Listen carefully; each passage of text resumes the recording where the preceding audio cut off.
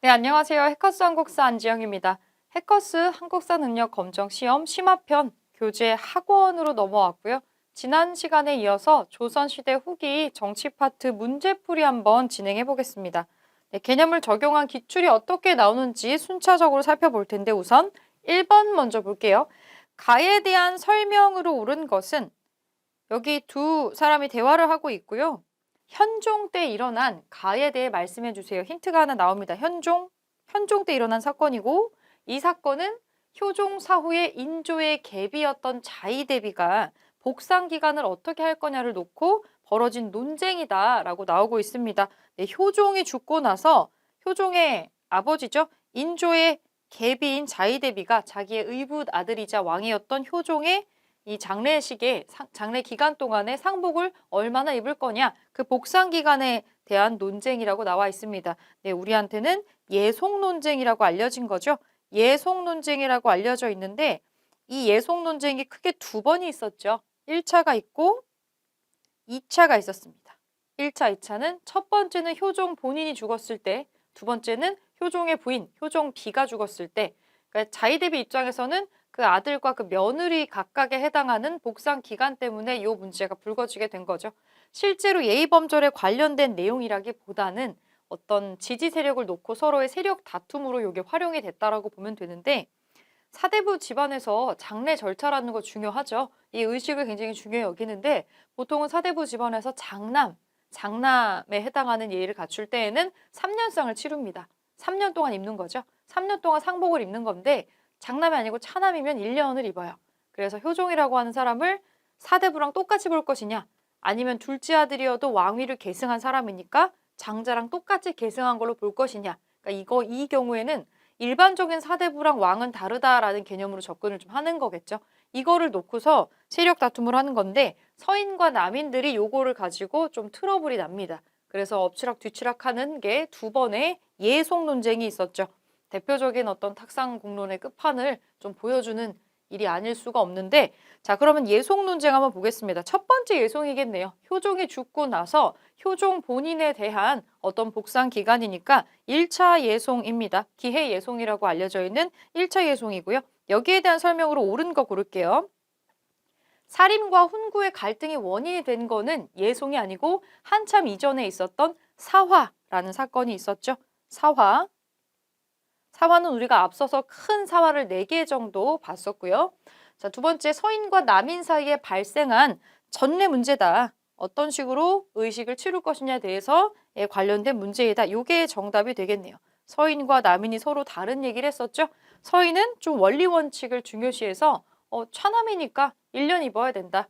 그런데 남인은 아니다. 효종이 비록 장남은 아니었지만 왕위를 계승했기 때문에 장남이랑 마찬가지라고 보고 3년 입어야 된다. 이렇게 얘기를 했던 게 첫 번째였어요. 첫 번째 예송에서는 이제 막 왕으로 즉위한 현종이 아무런 어떤 경력이나 어떤 경험이나 배경, 세력이 없었기 때문에 처음에는 서인의 손을 들어줘서 1년상을 하는 것으로 마무리가 됐었죠. 1년 입는 것으로. 그래서 2번으로 우선은 요 예송론제 1차 기해 예송에 관련된 설명으로 2번 골라주고 나머지 3개 한번 볼게요.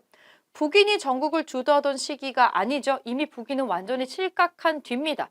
왜냐하면 광해를 몰아내고 뒤에 나오는 세력들에서 쭉 연결이 되는 이야기이기 때문에 북인은 광해군이라고 하는 사람이 존재했을 때의 이야기로 보시면 되겠죠. 이미 그 뒤에 인조에서 효종에서 현종으로 내려와 있기 때문에 시기적으로 맞지가 않아요. 이건 아예 다른 얘기입니다. 북인이 주도하던 시기 전혀 아니고 외척 세력인 대윤과 소윤끼리 서로 자기들끼리 다툼으로 일어난 사건. 이거는 사화 중에서 마지막으로 우리가 배웠던 을사사화가 되겠습니다. 을사사화. 동인이 남인과 북인으로 분열되는 결과를 가져왔다. 이거는 그 이전에 선조 시기에 정열입의 모반 사건으로 기추곡사라는 게 있었고 그 기추곡사 이후에 그 정철의 건저희 사건이라는 게 있어요. 세자를 건의하는 어떤 사건에 있어서 이것 때문에 또 크게 문제가 된 사건이 있었는데 이 건저희 사건을 계기로 해서 이 처리 문제를 놓고 동인이 남인과 북인으로 갈라지는 결과를 또 가져왔었죠. 각자 다른 사건입니다. 정답 2번이고. 자, 2번 문제 보겠습니다. 나온다면 이런 문제가 가장 어렵죠. 사의 시기를 고르는 문제인데 순서대로 볼게요. 가와 나, 사이에 있었던 일로 맞는 거, 옳은 거 골라보겠습니다. 3점짜리고요. 임금이 전교하기를 내 생각에는 허적이 허적, 허견 나오고 있죠. 사람으로 힌트가 나오고 있는데 모반 사실을 알지 못했는데 알고 봤더니 무기 같은 거를 숨겨놓고 있더라 라는 내용들이 지금 나오고 있고 허적에게 사약을 내려 죽였다라고 나옵니다. 남인으로 알려져 있는 허적은 남인의 특정 부분의 영수라고도 할 수 있는 상당히 영향력이 있는 사람이었어요. 사약을 내려서 죽였다. 근데 내가 허적을 왜 죽였냐면 하고 임금이 얘기를 하고 있다라고 되어 있습니다. 요 임금은 숙종입니다. 숙종. 숙종 시기에는 왕권을 강화하고 본인이 원하는 결과를 얻기 위해서 마치 공기를 환기시키듯이 확 분위기를 바꾸는 판을 뒤집는 방식으로 정치를 하는데 이런 걸 환국정치라고 합니다.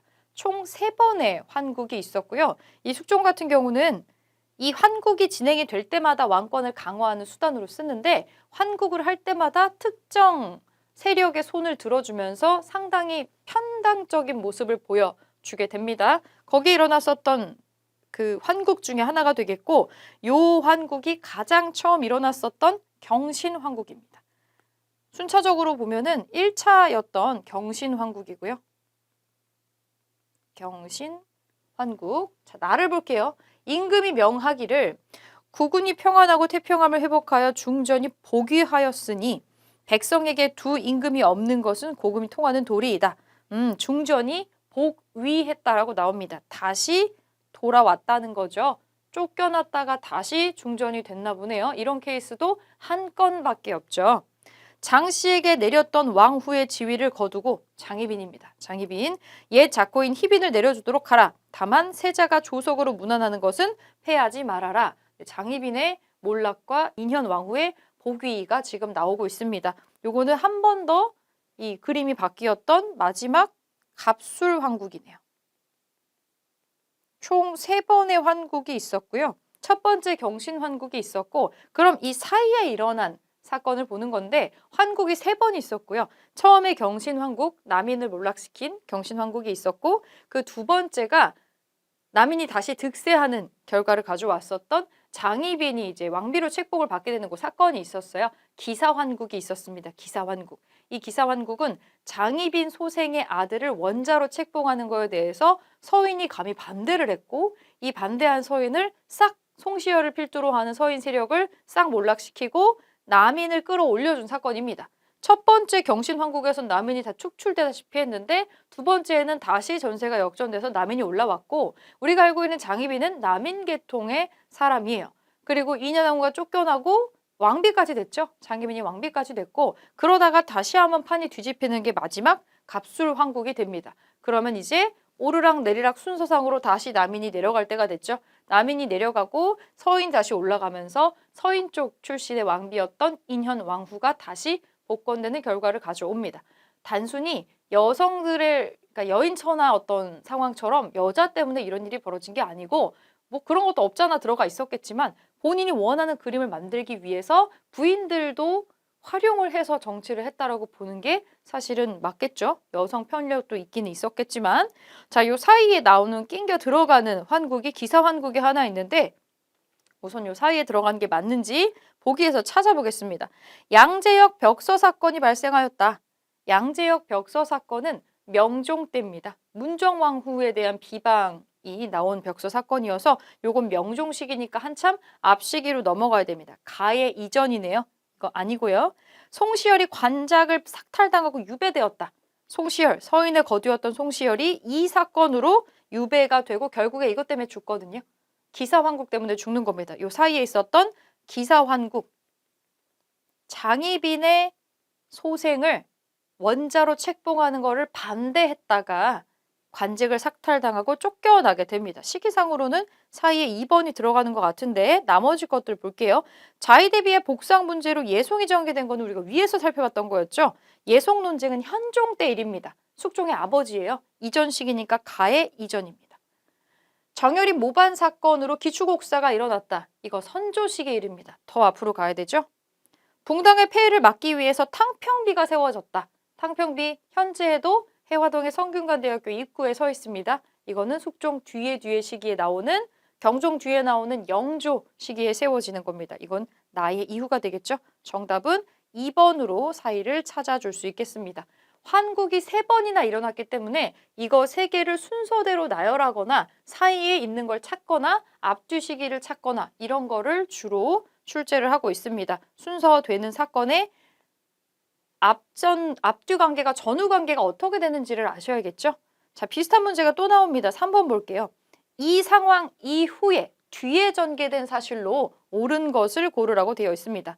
자, 임금이 말하기를 송시열은 산림의 영수로서 나라의 형세가 험난한 때에 감히 이런 거는 화났을 때 하는 말이잖아요. 감히 마이너스적인 거죠. 원자의 명호를 정한 것이 너무 이르다고 하였으니 삭탈관작하고 성문 밖으로 내쳐라. 반드시 송시열을 구하려는 자가 있겠지만 그런 자는 비록 대신을 하더라도 용서하지 않을 것이다. 다 죽여버리겠다라는 뜻입니다. 송시열이 누구냐면 송시열은 우리나라에서 혹은 이제 동아시아 전체 일컬어서 뭐 약간 자칭이긴 했지만 동방의 주자라고 일컬어질 정도로 조선판 주자다, 성리학을 정리한 주자로 평가받는 사람이었을 정도로 굉장한 어떤 영향력을 행사하고 있는 인물이었어요. 그러니까 실제로 왕조차도 함부로 할 수 없는 그런 어떤 원로 대신이었던 건데 뭐 틀린 말을 한 건 아니에요. 여기서 말하는 임금은 숙종인데 숙종이 장희빈을 총애하여서 장희빈에게서 아들을 보게 됩니다.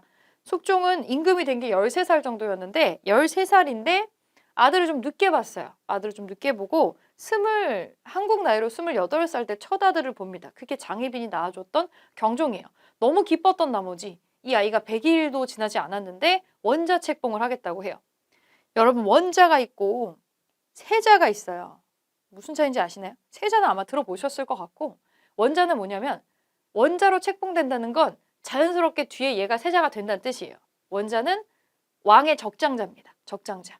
순서상으로 아무런 꺼리낄 게 없는 순서인 거죠. 원래는 왕비의 첫 아들이 자연스럽게 왕이 되는 게 맞아요. 근데 그런 경우가 많지는 않지만 왕의 적장자로 인정받는 게 바로 원자입니다. 원자. 그래서 왕비가 임신을 하거나 했을 때 뭐 아들이라고 추정을 하고 얘기했을 때 뱃속에 원자 아기 씨가 뭐 이렇게 얘기하는 게 있죠. 그게 이제 원자고요. 자동적으로 세자가 되는 사람이라고 보시면 돼요.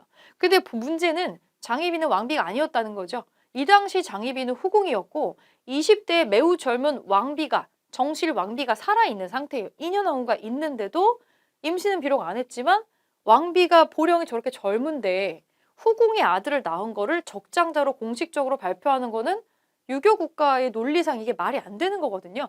송시열이 보기엔 이거 좀 이상한 거예요. 그리고 송시열은 서인입니다. 계통상으로 서인이고 서인 쪽 라인의 왕비가 인연왕후인데 아니 우리 쪽 왕비가 저렇게 젊은데 아직 임신을 하지 않았다는 자녀가 없다라는 이유만으로 이런 게 말이 되나? 이건 안 된다. 어떤 의미에서 이거는 흐름을 상당히 엉키게 되는 일이 됩니다. 언제 아기를 낳을지 모르는데 무슨 후궁 아들을 벌써부터 이 원자로 책봉을 하느냐 순서상 맞지 않다. 뭐 불임이라고 판단된 것도 아닌데 그래서 여기서 상소를 올렸던 건데 이것이 숙종의 굉장한 분노를 사게 되죠. 요건 정치적인 목적도 있지만 실제로 숙종이 그 당시에 장희빈을 굉장히 총애했던 것도 한몫했습니다. 그래서 송시열의 관직을 다 뺏어가지고 성문 밖으로 내치면서 유배를 보내게 되고요. 결국엔 한양으로 압송하기 이전에 중간에 죽여버리라고 이제 명을 내려요. 그래서 압송당하는 그 과정의 도중에 사약을 받고 죽게 됩니다. 그럼 요 이후에는 뭐가 있을까? 송시열을 쫓아냈잖아요. 송시열 쫓아내고 나서 어떻게 되는지 그 이후의 흐름을 찾는 겁니다. 이건 송시열이 쫓겨나는 기사환국이군요. 이 뒤에 왕비가 폐위되고 장희빈이 왕비로 올라가는 사건이 또 있었죠. 찾아보겠습니다. 공신책봉 문제로 이괄의 난이 일어났다. 이괄의 난은 인조 때 일입니다. 인조 반정 직후에 그 논공행상에 불만을 품고 이괄의 난이 일어났었죠. 이전입니다. 이거는 정열인 모반 사건으로 옥사가 발생했다. 이것은 기축옥사라는 것인데 선조식의 일입니다. 이것도 이후가 아니라 이전이죠. 허적과 윤휴 등 남인들이 대거 축출되었다. 이거는 숙종 시기가 맞지만 기사왕국 이전에 처음에 일어났었던 경신왕국이기 때문에 이것도 이전입니다. 북인이 서인과 남인을 배제하고 권력을 장악했다. 이 북인이라고 하는 붕당이 등장하는 것은 광해군 때입니다. 시기적으로 맞지 않네요. 이전이에요. 인현왕후가 폐위되고 서인 쪽에 인현왕후가 폐위되고 남인 쪽에 희빈 장씨가 왕비로 책봉되고 그 아들이 원자로 책봉이 됩니다. 원자 책봉 받고 나서 3세 정도 나이가 됐을 때 세자, 왕세자 책봉도 받게 되죠. 자, 4번 보겠습니다. 가 왕의 재위 기간에 있었던 사실로 옳은 것은 이 책은 이승원이라는 사람이 무신난의 전개 과정을 기록한 일기다. 그래서 보니까 경상도 거창에서 반란군을 이끌었었던 정의량 세력의 활동 내용 등이 기록돼 있다라고 나옵니다. 여기 보니까 이인좌가 나오는데요. 세제였던 이 사람의 즉위 과정에 의혹을 제시하면서 일으킨 반란이라고 되어 있습니다. 세제. 그 다음 왕위 순서가 결정된 왕의 형제입니다. 왕의 아들이 왕위 계승권자로 되면 세자, 손자면은 세손, 형제면은 세제. 근데 우리가 역사적으로 세제라고 할 만한 사람 중에 기억에 각인될 만한 사람 한 명밖에 없지 않나요? 연인군 영조입니다. 세손은 정조가 되겠고요. 이런 순서대로 이름이 조금 차등이 나는데 가 왕의 재위 기간이라면 영조 재위 기간을 일컫습니다. 찾아볼게요. 허적과 윤휴 등 남인들이 대거 축출된 거는 영조가 아니라 영조의 아버지 숙종 시기에 제 첫 번째로 일어났었던 이 경신황국 때 일입니다. 두 번째 박규수의 건의로 삼정이정청이 설치되는 거는 이 삼정이정청이 삼정의 문란을 회복시키는 거거든요. 박규수가 어느 지역에 사건을 조사하는 안핵사로 파견된 적이 있어요. 이거 철종 시기에 있었던 큰 농민 반란이 있었죠. 임술 농민 봉기를 조사하는 과정에서 철종이 박규수를 파견을 했고 조사해보니까 이런저런 문제가 있더라는 거죠. 요거를 복권시키는, 요거를 정리하고 해결하는 걸로 삼정이정청을 설치했었습니다. 이거는 철종 때 일이에요. 자의대비의 복상 문제로 예송이 전개된 거는 현종 때 일입니다. 효종이 죽고 나서 그 복상의 문제 때문에 일어났었던 전례 문제로 일어났었던 거죠. 4번, 붕당의 폐해를 경계하기 위해서 탕평비가 건립되었다. 탕평을 하겠다라고 얘기한 게 영조의 대표적인 치세의 업적 중에 하나입니다. 4번이죠. 4번 영조 시기. 왕조의 통치 규범을 재정비한 대전통편이 편찬되었다. 요거는 정조 시기에 편찬을 하는 겁니다. 영조 뒤 시기에. 자, 다음 페이지 5번 볼게요. 밑줄근 이 왕의 업적으로 옳은 것을 보기 위해서 고른 거 골라볼게요. 균역사실, 균역이란 글자 나오네요. 균역. 이 책은 균역법을 처음으로 실시한 이 왕. 네, 균역법 실시가 나옵니다. 균역법은 영조의 업적입니다. 그래서 홍계의가 편찬한 것이다. 이거 왜 했는지, 이것 때문에 부족해진 재정을 어떻게 메꿀 건지에 대한 내용이 써 있다라고 되어 있습니다. 특히 이 책에서는 양반 사대부들의 반대 여론에 대응해서 균역법의 시행이 지극한 애민정신을 바탕으로 했음을 강조하고 있다. 이런 내용들이 나오는데 균역법은 세금제도 중에서도 그 원래 군역이라는 게 있잖아요. 노동력이나 혹은 군대 가는 거, 노동을 제공하는 이 세금이 있는데 군대를 가기 싫은 사람이 많이 있겠죠. 아니면 농사도 짓고 해야 되니까 군대를 실제로 물리적으로 갈 수 없을 때 1년에 일정 부분 군대 가는 거 대신 내는 세금이 있어요. 그 옷감이 있습니다. 군포라는 걸 내야 되는데 원래는 두피를 내야 되는데 이게 상당히 가정 경제에 마이너스 조건이었다라는 거죠. 두필이 너무 벅찼던 거예요. 그래서 이거를 획기적으로 줄여주는 현실적인 방안으로 두 필 내던 거를 한 필만 내라라고 바꿨던 거죠. 이게 영조의 균역법입니다. 그러면 갑자기 50%를 할인해 준 거니까 나머지 50%의 구멍이 생기겠죠.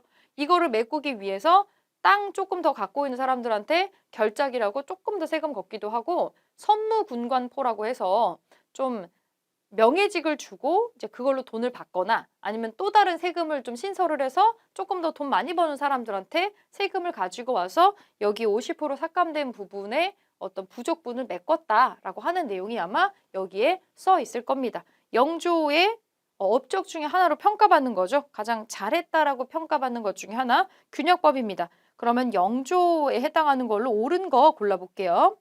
속대전을 편찬해서 통치체제를 정비했다. 이거 맞는 얘기인데 영조 때 통치체제 정비하면서 법전 편찬이 나온다라는 게 보여집니다. 우리가 경국대전이라는 게 있었어요. 조선의 9번째 임금이었던 성종이 경국대전이라고 하는 조선의 최고 법전을 완성시켰는데 거기에서 전쟁을 겪고 조선 후반에 영조 시기까지 오는 동안에 나라의 모양새가 많이 바뀌었고 상황도 많이 바뀌었어요. 없어져야 되는 법, 새롭게 신설되어야 되는 법, 고쳐져야 되는 법령이 있을 겁니다. 그걸 전부 모아서 정리해서 법전을 한번 크게 개정하고 고치고 리모델링을 한 것이 바로 속대전입니다. 이게 영조가 한 거고요. 영조가 이렇게 하고 그 뒤를 이어받는 정조가 요걸 다시 한번 잘 다듬고 재정비해서 대전 통편이라고 하는 역사 법전을 또 한번 편찬을 하는 거죠. 그래서 영조하고 정조 시기에 똑같이 법전 정비가 나오기는 합니다. 이름이 다르다라는 걸 기억을 해주시고 일단 기억은 맞는 얘기예요. 기억이 없는 거 지워버릴게요. 붕당의 폐해를 경계하고자 탕평비를 세웠다. 탕평은 대표적인 영조 업적 중에 하나입니다. 실제로 지금도 성균관 앞쪽에 남아있죠. 탕평비. 기억 니은이네요. 답이 바로 1번으로 나오는데 나머지 두 개가 아닌지를 봐야겠죠. 왕실의 권위를 세우고자 경복궁을 중건한 거는 고종 시기에 흥선대원군이 하는 겁니다. 흥선대원군. 신의 통공으로 시전상인의 특권을 축소한 거는 정조가 하는 겁니다. 금난정권을 폐지했죠. 그래서 답은 1번으로 찾을 수 있겠네요. 1번. 자, 6번. 가에 들어갈 내용으로 옳은 것은 조선시대 국왕을 알아맞히는 문제입니다. 이제 5단계 힌트다라고 나오네요. 한국사 퀴즈. 22번째 왕, 초계문신제. 여기 힌트가 많이 나오네요. 초계문신제, 신의 통공, 규장각 설치. 이거 전부 다 정조가 하는 겁니다. 정조, 이 왕은 정조입니다. 정조에 해당하는 거 고르면 되겠네요. 훈련도감을 설치한다. 훈련도감은 임진왜란 중에 설치가 되는 겁니다. 이거 선조 때 설치되는 거고요. 수원화성 건설이 정조의 최고 업적 중에 하나죠. 2번, 나선정벌을 단행한 거는 효종입니다. 효종, 이건 효종이고 간도관리사를 파견하는 것은 고종 때 일입니다. 대한제국 때 일이고요.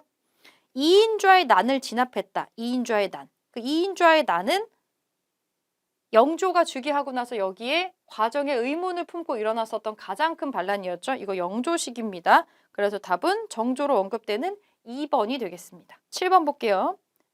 가왕이 실시한 정책으로 옳은 것은 가왕이 뭔지 봐야겠네요. 누군지 봐야겠네요. 이 편지는 이 왕이 노론 벽파의 영수인 심환지에게 비밀리에 보낸 편지다. 여러분 심환지라고 들어보셨는지 모르겠어요. 심환지. 이 편지에서 그는 최근 벽파가 떨어져 나간다는 소문이 성행한다고 한다. 지금처럼 벽파가 뒤죽박죽 되었을 때에는 종종 이처럼 근거 없는 소문이 있을 수 있다고 언급하기도 하였다. 이와 같이 그는 국정 운영에 필요한 경우 부친인 사도세자의 추승을 반대한 노론 벽파의 영수와도 수차례 편지를 교환하였다. 여기선 굉장히 간단하게 언급이 되어 있지만 이 편지가 실제 공개가 됐었죠. 2009년쯤인 것 같은데 난리가 났었습니다. 이 편지가 뭐냐면 정조가 심환지라는 분과 주고받은 편지가 공개가 된 건데 200통이 넘었습니다. 200통이 넘었죠. 심환지의 후손분들이 이거에 번역을 의뢰를 했고 이게 번역이 되어서 연구돼서 공개가 됐고 지금 서점에 가시면 정조의 비밀편지라는 이름으로 이거의 책을 볼 수가 있어요. 실제로 교과서나 이런 데에는 이 편지가 나오기 전까지는 정조의 어떤 숙적으로서 심환지를 계속 묘사합니다. 이런 게 나와요. 정조가 무슨 말을 하면 맨날 안 됩니다 라고 반대하면서 들어 눕는 사람이 심환지였어요. 그래서 원래는 이 둘이 되게 정치적인 숙적이다 이렇게 생각을 했는데 이 편지의 내용들을 살펴보니까 이런 내용이 나오는 거예요. 정조가 심환지한테 일종의 지령을 내립니다. 내가 내일 회의 시간에 요렇게 얘기할 건데 너가 안 된다고 해. 들어 누워. 이렇게 얘기를 해요. 그러면 그 다음날 그 조회의 기록이 그렇게 나와요. 영의정 심한지 왕의 어떤 말에 안 된다고 들어 눕다 뭐 이런 내용이 나오는 거죠.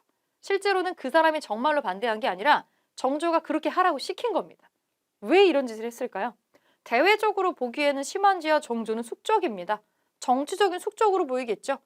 그래서 본인이 원하는 거를 성취하기 위해서 이런 정치 연극을 한 것인데 꼭두각시처럼 부리면서 정말로 정조한테 반대하는 세력들은 당연히 심한지 밑으로 좀 모여들 것이고 컨트롤이 쉬워지겠죠. 정조라는 사람을 대단하다고 하는 이유는 진짜 정치적인 숙적이 어쩌면 하나도 없었겠다라고 평가를 받는 사람이에요. 이런 식으로 주고받은 편지가 수백 통입니다. 가족들한테 개인적으로 쓴 편지를 합치면 따로 쓴 편지가 뭐 2,000통이 넘는다라고 해요. 이런 편지를 받은 사람이 심한지만 있진 않다라는 거죠. 실제로 편지 정치를 한 겁니다. 막후에서. 그래서 정치적인 어떤 모습을 연출하는 데도 굉장히 능했었던 사람이다라고 나옵니다. 이 정조고요. 정조. 실제 진짜 정치 숙적은 없었었던 사람, 편지로 사람들을 원하는 대로 움직였었던 사람, 정조입니다. 정조의 정책으로 옳은 거 골라볼게요. 양전 사업을 실시하고 지게를 발급했다. 이거 고종의 업적입니다. 토지를 조사하고 현대적인 지게를 땅 문서를 발급을 하는 거죠. 요 고종이 하는 거고요. 속대전을 편찬하고 통치 체제를 정비하는 거는 정조의 아버지였던 정조의 아버지래. 정조의 할아버지였던 영조가 하는 거죠. 정조의 아버지는 왕이 되지는 못했죠. 자, 2번은 아니에요. 이건 영조고요. 청과의 경계를 정한 백두산 정계비를 세웠다. 이거는 숙종 시기로 가야 됩니다. 숙종의 업적이고 삼군부를 부활시켜서 군굿 기물을 전담하게 하였다. 이건 조금 더 뒤로 넘어가야 됩니다. 흥선대원군 때에 벌어지는 일입니다. 유능한 인재를 양성하기 위해서 초계문신제를 시행하였다. 대표적인 정조의 업적 중에 하나죠. 자기가 믿을 만한 신하를 키워내기 위해서 초계문신제라고 하는 독특한 제도를 직접 운영을 한 것으로 유명합니다. 기억해 주시면 좋을 것 같아요. 수원화성, 규장각, 초계문신 나오면 정조다. 이렇게 외워도 무방합니다. 자, 8번 볼게요. 밑줄군 시기에 있었던 사실로 옳지 않은 것은 이 불상은 고창 선운사 동부람지에 있는 마의 열의 좌상입니다. 바위에 조각한 거라 마의라고 나온 거예요. 부처님 조각상인데 이 불상 안에 있는 비기가 세상에 나오는 날 나라가 망한다는 카더라라는 썰이 있더라. 이러한 예언사상은 여기 예언사상이라고 나오죠. 안동 김씨 등 왕실의 외척을 비롯한 소수의 특정 가문이 비변사를 중심으로 권력을 독점한 이 시기. 이 시기는 세도정치 시기입니다. 세도정치. 순, 헌, 철로 이어지는 세도가의 정치 시기가 있었죠. 세도정치 시기입니다. 자, 세도정치 시기에 있었던 일로 옳지 않은 것을 고르는 거랍니다. 을사사화가 있었다. 답이 바로 나오죠. 을사사화는 조선 전기입니다. 지금 세도정치는 조선 후기고요. 조선 전기에 발생했었던 사림과 훈구의 대립, 4번의 사화. 이거는 세도정치 시기하고는 한참 멀리 떨어져 있습니다. 우선 시기상으로는 1번이 답인데 나머지 거가 전부 다 세도정치 시기라는 거겠죠. 홍경래의 난이 일어났어요. 순조 때. 삼정 이정청에 설치된 거는 철종 때 임술 농민봉기 일어나고 나서. 최주호가 동학을 창시한 것도 세도정치 시기고요. 이양선이라고 하는 독특하게 생긴 서양식 배가 나타나서 교류를 요청하는 것도 전부 세도정치 시기에 그 뒤로 넘어가는 구한말 시기로 접근하면서 이런 것들이 나오게 됩니다. 그래서 나머지는 전부 다 세도정치 시기에 나온 것이 맞기 때문에 1번으로 답을 찾을 수 있겠습니다. 네, 문제 마지막 페이지 볼게요. 9번 문제 보겠습니다. 밑줄군 이 사건에 대한 설명으로 옳은 것은 이 시집은 김삿갓으로 알려진 삿갓을 쓰고 방랑하면서 시와 여러 가지 문집을 만든 사람이죠. 천재 시인으로 알려진 김삿갓으로 알려진 김병연의 시를 모은 것이다. 그는 서북민에 대한 차별에 저항해서 일어난 이 사건. 서북민이면은 한반도 주도를 펼쳐놨을 때 위쪽 지역입니다. 위쪽 지역으로 올라가야 돼요. 이 평안도 지역으로 쭉 올라가야 되는데 여기에 대한 차별에 저항을 해서 일어난 이 사건 당시에 그냥 항복했었던 선천 부사를 상당히 비겁하다고 비난하는 글을 쓴 적이 있어요. 김익순을 비난하는 글을 썼었다. 그런데 나중에 알고 보니 이 사람이 자기 할아버지였던 거예요. 자기 할아버지를 욕하는 글을 쓴 거예요. 이게 폐륜적이라고 느껴지기도 하고 스스로가 너무 창피한 거예요. 내가 우리 집안일조차 제대로 알지도 못하고 심지어 나의 할아버지를 내가 비난하는 글을 쓰다니 세상에 이거 너무 창피하고 부끄럽다. 그러면서 관직에 오르지 않고 삿갓을 쓰고 방랑길에 올랐다라고 알려져 있습니다. 자, 이 사건은 서북민에 대한 차별에 반발하고 수탈에 반발해서 몰락 양반인 홍경래가 들고 일어났었던 운동이어서 홍경래의 난으로 알려진 사건입니다. 홍경래의 난, 이름으로 보통 많이 나오죠. 홍경래의 난, 순조 시기에 있었던 사건인데 옳은 거 골라볼게요. 백낙시인의 탐학이 발단이 되었다. 경상도 지역의 탐관오리죠. 경상도면 아래쪽이잖아요. 홍경래는 위쪽이고요. 이 지역도 맞지 않고 시기도 차이가 납니다. 약 50년의 차이가 있어요. 1번은 임술 농민 봉기에 대한 설명입니다. 집강소가 설치되는 결과를 가져왔다. 이거 동학 농민 운동으로 정부하고 동학 농민군이 약속, 화해를 맺고 전주 화약을 맺고 집강소 설치를 하죠. 보국 안민, 제폭 구민을 기치로 내걸었다. 이것도 동학농민운동에 관련된 내용입니다. 홍경래의 주도로 가산, 정주선 등을 점령했다. 요게 맞는 얘기겠죠. 요게 정답인 4번이 되겠고 4번을 정답으로 찾고요. 사건의 수습을 위해서 박규수가 안핵사로 파견되어서 사건 조사를 맡았습니다. 임술농민봉기입니다. 이거 1번이랑 5번은 같은 사건에 대한 언급이 되겠네요. 자, 4번 답으로 찾고요. 10번 밑줄근 사건에 대한 설명으로 옳은 것은 진주의 난민들이 경상 우병사 백낙신을 방금 나왔던 이름이네요. 탐관오리 백낙신을 협박하고 사람을 참혹하게 죽이는 사건이 일어났다고 합니다. 정부에 보고가 됐나 봐요. 여기 왕이 앉아 있습니다. 난민들이 이렇게 극도에 이른 경우는 거의 없었는데 평소에 별일 없었으면 이런 일이 일어났겠냐. 뭔가 문제가 있었겠지. 박규수를 경상도의 안핵사로 보내서 사태를 조사하고 수습하도록 해 라고 명령을 내리고 있습니다. 이거 철종이에요. 이 왕은 철종이고요. 철종 시기에 일어났었던 임술농민봉기에 대해 맞는 거 골라볼게요. 청나라 군대에 의해서 진압되었다. 이거는 아직 배우지 않았지만 이모군란 갑신정변에 해당하는 얘기입니다. 이모군란과 갑신정변에 대한 해당 얘기고요. 삼정 이정청이 설치되는 계기가 되었다. 맞죠. 박 교수가 내려가서 사건 조사를 해봤더니 이래 합니다. 라고 보고서를 올려요. 그래서 삼정 이정청의 설치를 건의하죠. 삼정의 문란 때문에 그런 것 같으니까 이거 좀 해결해주는 관청을 설치합시다. 그래서 삼정 이정청이 설치가 되는 2번이 답입니다. 서북인에 대한 차별에 반발해서 일어난 거는 이 사건의 50년 전에 서북 쪽에서 일어났었던 홍경래의 난이고요. 남접과 북접이 연합해서 조직적으로 전개된 거, 이런 접이라는 글자를 쓰는 단위를 쓰는 포접제, 요거는 동학농민운동에서 쓰이는 겁니다. 함경도와 황해도에 반공령이 선포되는 결과를 가져왔다.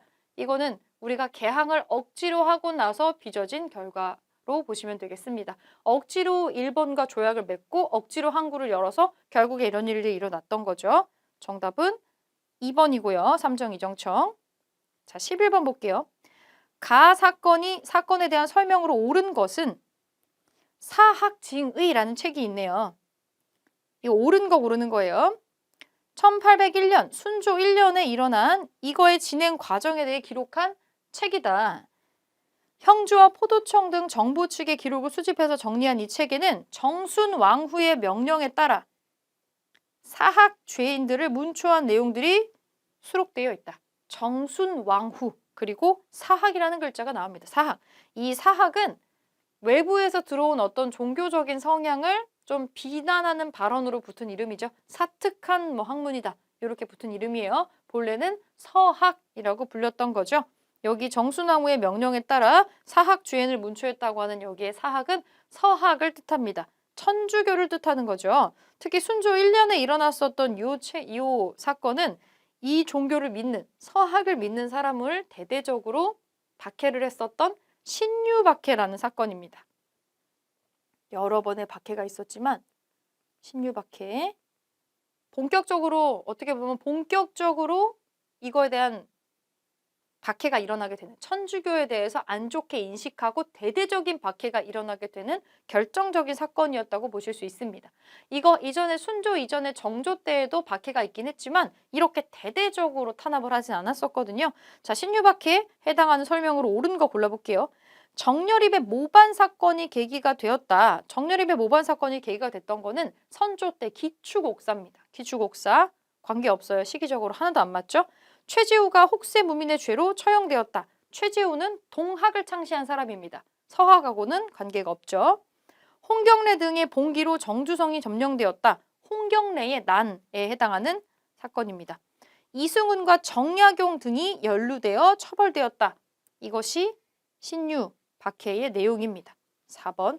그래서 정약용 집안이 완전히 깨졌죠.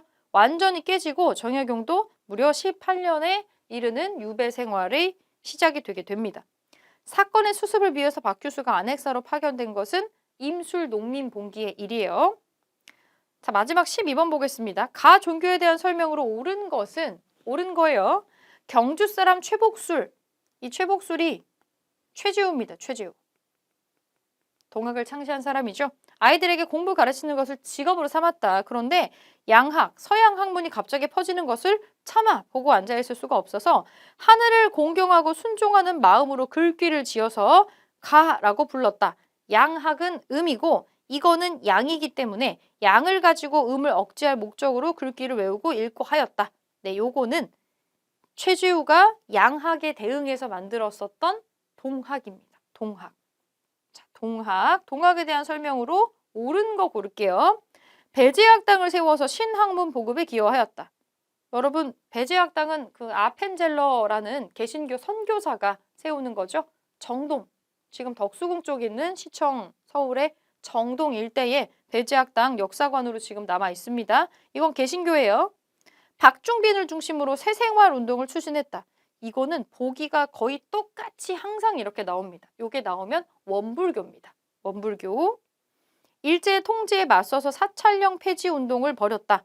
사찰령 폐지는 불교랑 관계된 거니까 이거랑은 관계없죠. 마음속에 하눌림을 모시는 시천주를 강조하였다. 네, 이게 동학에서 강조하는 것 중에 하나입니다. 시천주 그리고 인내천이라는 게 있죠. 사람은 모두 하늘이다. 똑같다. 평등하다. 이런 게 있었습니다. 동학에 해당하는 거는 4번이고 황사영이 외국 군대에 출병을 요청하는 백서를 작성했다. 아까 위에서 보신 것처럼 무슨 박해 천주교가 박해를 굉장히 많이 당하는데 제일 큰 박해를 이제 당했을 때 황사영이라는 천주교 신자가 외국 군대 여기다가 군대를 좀 파견해달라고 요청을 할 뻔했었어요. 그게 들통이 나는 거죠. 이게 황사영 백서 사건이라는 게 있었습니다. 요거는 천주교에 해당하는 내용입니다. 그래서 동학에 해당하는 거 4번으로 찾을 수 있겠습니다. 네, 여기까지 정치와 관련된 조선 후반의 정치하고 맞물려서 일어난 상황들을 문제를 풀어봤고요. 다음 시간에 또 다른 주제로 내용을 살펴보겠습니다.